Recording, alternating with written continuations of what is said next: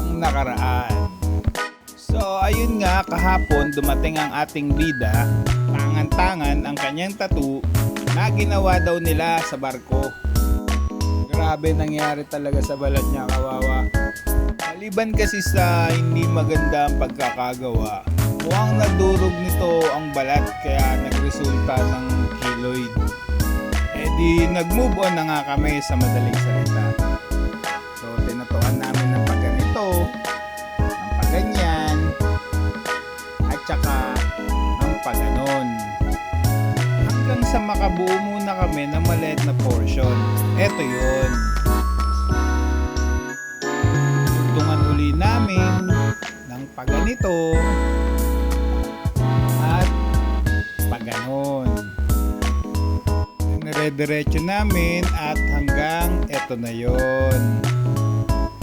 Sa totoo lang, hindi pa talaga tapos yan. Nagiging kontrabida na kasi ang ating bida kaya ininto na natin. Nag-request ng part 3 ang ating bida. Sa mga nagla-like, comment and share, magpatato din kayo ba? Alam nga namang ganun-ganun lang.